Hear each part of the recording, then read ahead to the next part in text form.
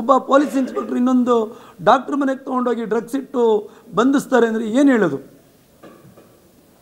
ಹೆಂಗೆ ಸಮಾಜದಲ್ಲಿ ಬದುಕೋಕ್ಕಾಗ್ತದೆ?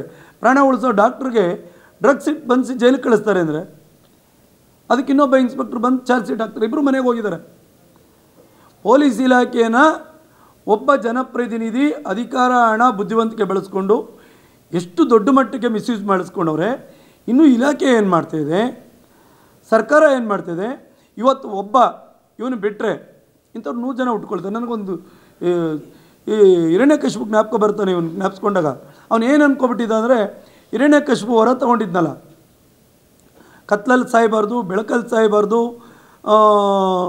ಎಂಥದ್ದು ಮನುಷ್ಯರಿಂದ ಸಾಯಬಾರ್ದು, ಪ್ರಾಣಿಗಳಿಂದ ಸಾಯಬಾರ್ದು, ದೇವರಿಂದ ಸಾಯಬಾರ್ದು ಅಂತ. ಹಂಗಂದ್ರೆ ನಾನು ಸಾವೇ ಇಲ್ಲ ಅಂತ. ಇವನು ಏನು, ನಾನು ಬುದ್ಧಿವಂತ, ನನ್ನ ಹತ್ರ ಹಣ ಇದೆ, ಮತ್ತು ನನ್ನ ಹತ್ರ ಅಧಿಕಾರ ಇದೆ, ಏನೂ ಮಾಡೋಕ್ಕಾಗಲ್ಲ ಅಂತ. ಆ ದೇವರು ಅಂತ ನಮ್ಗೆ ಗೊತ್ತಿಲ್ಲದಿರೋದು ಒಂದು ಶಕ್ತಿ ಇರುತ್ತಲ್ಲ, ಹಗಲೂ ಸಾಯಿಸ್ತಿಲ್ಲ, ರಾತ್ರಿನೂ ಸಾಯಿಸ್ತಿಲ್ಲ, ಪ್ರಾಣಿನೂ ಸಾಯಿಸ್ತಿಲ್ಲ, ಮನುಷ್ಯನೂ ಸಾಯಿಸ್ತಿಲ್ಲ, ದೇವರು ಸಾಯಿಸ್ತಿಲ್ಲ. ಹೊಸ್ಲ ಮಧ್ಯದಲ್ಲಿ ಮುಸ್ಸಂಜೆಯಲ್ಲಿ ಬರೀ ಆಯುಧ ಇಲ್ದೇ ಕೊಂದನಲ್ಲ ಹಿರಣ್ಯಕಶಿಪನ. ಅಂಥ ಪರಿಸ್ಥಿತಿಗೆ ಇವತ್ತು ಬಂದು ನಿಂತವನೇ. ಅವನಿಗೆ ಎಷ್ಟೇ ಇದ್ದರೂ, ಎಷ್ಟೇ ಹಣ ಇದ್ದರೂ, ಅವನಿಗೆ ಎಷ್ಟೇ ಶಕ್ತಿಯನ್ನು, ಅಧಿಕಾರವನ್ನು, ಅಧಿಕಾರ ಇರೋರನ್ನ ಬ್ಲ್ಯಾಕ್ ಮೇಲ್ ಮಾಡಿ ಸೇವ್ ಆಗೋಕ್ಕೆ ಹೋದರೂ ಕಾನೂನು ದೊಡ್ಡದು ಈ ದೇಶದಲ್ಲಿ. ಎಲ್ಲಾದರೂ ಒಂದು ತಪ್ಪಲ್ಲಿ ಕಾನೂನು ಕುತ್ತಿಗೆಗೆ ಸುತ್ತಕೊಂಡ್ರೆ 1000 ತಪ್ಪನ್ನು ಬಂದು ಕುತ್ತಿಗೆಗೆ ಸುತ್ತಕೊಳ್ಳುತ್ತೆ. ಕಾನೂನು ಒಂದು ಸರಿ ಬಿಗಿ ಆದರೆ, ನಾನು ಅವರಿಗೆ ಹೇಳ್ತಾಯಿದ್ದೆ, ಅವ್ರಿಗೆ ಕೊಟ್ಟಿದ್ದೆ ಒಂದು ಸರಿ, ಈ ದೇಶದಲ್ಲಿ ಜಯಲಲಿತೆಗಿಂತ ಶಕ್ತಿ ಇದ್ದಂಥ ವ್ಯಕ್ತಿ ಇನ್ನೊಬ್ಬರಿಲ್ಲ. ಒಂದು ಮೂಕರ್ಜಿ ಆ ಎಮ್ಮನ್ನು ತೊಗೊಂಡೋಗಿ ಜೈಲಲ್ಲಿ ಕೂರಿಸ್ತು, ಅದಕ್ಕಿಂತ ಶಕ್ತಿವಂತ ಅಲ್ಲಣ್ಣ ನೀನು. ದಯಮಾಡಿ ಒಂದು ಕಾಲ ಏನಾದರೂ ಕಾಲ ಕೆಟ್ಟರೆ ಬರ್ತದೆ. ನಾನು ಅಶೋಕನ ಮನೆಯಲ್ಲಿ ಮಾತನ್ನು ಹೇಳಿದೆ,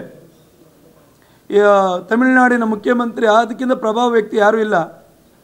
ಕಾನೂನಲ್ಲಿ ಒಂದು ಅರ್ಜಿ ಆ ಎಮ್ಮನ್ನು ಜೈಲಲ್ಲಿ ಕುಂತ್ಕೊಂಡು ಊಟಕ್ಕೆ ಕಾಯಬೇಕಾದ ಪರಿಸ್ಥಿತಿ ಬಂತು. ಅದಕ್ಕಿಂತ ದೊಡ್ಡವರೇನಲ್ಲಣ್ಣ ನೀವು, ದಯಮಾಡಿ ತೊಂದರೆ ಕೊಡೋದು ಕಡಿಮೆ ಮಾಡಿಬಿಡಿ. ನಾವು ಆಯಿತು, ನೀವು ಹೇಳ್ದಂಗೆ ಕೇಳ್ಕೊಂಡಿರ್ತೀವಿ, ನಮ್ಮನ್ನು ಬಿಟ್ಬಿಡಿ ನೆಮ್ಮದಿಯಾಗಿ, ನಮಗೂ ಹೆಂಡತಿ ಮಕ್ಕಳು ಬದುಕಿದೆ, ರಾಜಕೀಯ ಬೇಕಾದ್ರೂ ಬಿಟ್ಬಿಡ್ತೀವಿ ಅಂತ ಅಶೋಕನ ಮನೆಗೆ ಹೇಳೋದೆ. ಅವತ್ತು ಅಶೋಕನ ಮನೆ ಜಗಳಾದಾಗ 6 ಅಶೋಕ್ ಅವರಿದ್ದರು, ದಾಸರಳ್ಳಿ ಶಾಸಕರು, ಅವತ್ತು ಮಾಜಿ ಶಾಸಕರು ಮುನ್ರಾಜಣ್ಣ ಇದ್ದರು. ನೀವು ಅವ್ರನ್ನ ಕೇಳ್ಬೋದು.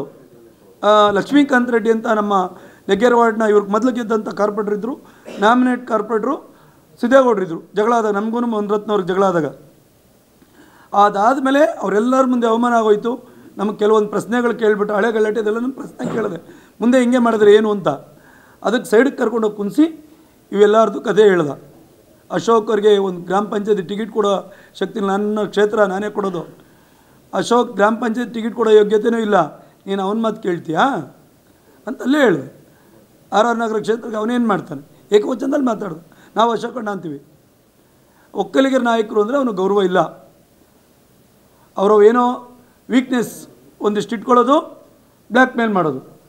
ಅವನು ಮಧ್ಯದಲ್ಲಿ ಹೇಳ್ತಾನೆ ನಮ್ಮಮ್ಮ ಇಡ್ಲಿ ಮಾಡ್ತಾರೆ ಅಂತ. ಅವ್ನು ಇಡ್ಲಿ ಮಾಡ್ಕೊಂಡು ಇಲ್ಲಿಗೆ ಬಂದು ಅಂತವನು ಇಲ್ಲಿ ಹೆಣ್ಮಕ್ಳನ್ನ ಇಷ್ಟೊಂದು ಅವಮಾನ ಮಾಡ್ತಾನಲ್ಲ, ಅವನಿಗೆ ಒಳ್ಳೇದಾಗುತ್ತಾ? ಹೆಂಗ್ ಬಂತು ಅವ ಅಣ್ಣ ಅವನಿಗೆ? ಇವತ್ತು 16,000 ಕೋಟಿ ಹೆಂಗ್ ಬಂತು? ಒಬ್ರು ಸುಪಾರಿ ಕೊಟ್ಟು ಒಬ್ರು ಹೆಣ್ಮಗಳು ನಿಂಗೆ ಮಾಡು ಅಂತ ಹೇಳ್ತಾನಲ್ಲ. ಇಡ್ಲಿ ಹೊಟ್ಟೆಗಿಲ್ದಿರ ಬಂದ ಅಯೋಗ್ಯಂಗೆ ಇಷ್ಟು ಅನ್ನ ಕೊಟ್ಟು ಬೆಂಗಳೂರು ಕಾವೇರಿ ನೀರು ಕುಡ್ದು ಇದೇ ಹೆಣ್ಮಕ್ಳಿಗೆ ಅವಮಾನ ಮಾಡ್ತಾನೆ. ಈ ಸರ್ಕಾರ, BJP ಸರ್ಕಾರ ಅವನಿಗೆ ಸಪೋರ್ಟ್ ಮಾಡ್ತಾ ಇದೆ. ಯಾವ ರೀತಿ ಸಪೋರ್ಟ್ ಮಾಡ್ತಿದೆ? ಎಲ್ಲಿಂದ ಬಂತು ಆ ಕಳ್ಳಂಗಾಡ? ಮಾತಕ್ಕೆ ಮೊದಲು ಎಲ್ಲರಿಗೂ ಡೆಪರ್ಮೇಷನ್ ಕೇಸ್ ಹಾಕೋ, ನಮಗೂ ಹಾಕಿದ್ದ ಮೊದಲೊಂದು ಹೋಯ್ತು ಕೇಸು. ಪಾಪ ಅವನು ಡೆಪರ್ಮೇಷನ್ ಕೇಸ್ ಹಾಕಿದ ಬಂದು ನಮ್ಮ ಹತ್ರ ಒಂದು ಚೂರು ಕಾಸು ಇಸ್ಕೊಂಡು ರಾಜಿ ಮಾಡ್ಕೊಂಡು ಕೋರ್ಟ್ ತಿರ್ಗೋಕ್ಕಾಗಲ್ಲ ಅಂದ್ಬಿಟ್ಟು. ಈಗ ಯಾಕೆ ಡೆಪರ್ಮೇಷನ್ ಕೇಸ್ ಹಾಕ್ತಿಲ್ಲ? ನಾವು ಬೈತೇನೆ ಇದೀವಲ್ಲ, ರೋಡಲ್ಲಿ ಬೈತಾ ಇದ್ದೀವಿ, ಹಾಕ್ಲಿ ಕೇಸು. ಈಗ ಮಾನ ಮರ್ಯಾದಿಲ್ವ ಅವನಿಗೆ ಕೇಸ್ ಹಾಕಕ್ಕೆ? ನಾವು ಮುಂದೆ ಅವನ ದಾಖಲೆಗಳು ಇನ್ನಷ್ಟು ಬಿಡುಗಡೆ ಮಾಡ್ತೀವಿ. SIT, ಏಕೆಂದರೆ ನಾವು ಇನ್ನೂ ಅಲ್ಲಿ ದಾಖಲೆಗಳು ಕೊಡೋದಿದೆ, ಅಲ್ಲಿ ನಮ್ಮ ಮಾರ್ಗದರ್ಶನ ಪಡೆದು. ಏಕೆಂದರೆ ನಾವು ಕಾನೂನಲ್ಲಿ ಯಾವ್ದು ಕೊಡಬೇಕು ಯಾವ್ದು ಬಿಡಬೇಕು ಅಂತ ಗೊತ್ತಿಲ್ಲ. ಆದರೆ ನೆನ್ನೆ ನಮ್ಮ ಕೆಲವು ಮಾಧ್ಯಮ ಸ್ನೇಹಿತರು FIR ಆದ ತಕ್ಷಣ ಅಲ್ಲಿ ಬಂದು ಬೈಟ್ ಕೊಡೋಕ್ಕೆ ಹೇಳಿದ್ರು. ಇಲ್ಲ, ನಾವು ಪ್ರೆಸ್ ಮೀಟ್ ಕರೆದು ಹೇಳ್ತೀವಿ, ವಕೀಲರ ಸಲಹೆ ಮತ್ತು SIT ಅಲ್ಲಿ ಏನು ಕೊಡಬೇಕು ಅಲ್ಲಿ ಕೇಳಿಬಿಟ್ಟು ಆಮೇಲೆ ಉಳಿದಂಥದ್ದು ಕೊಡ್ತೀವಿ ಅಂತ ಹೇಳಿದ್ವಿ.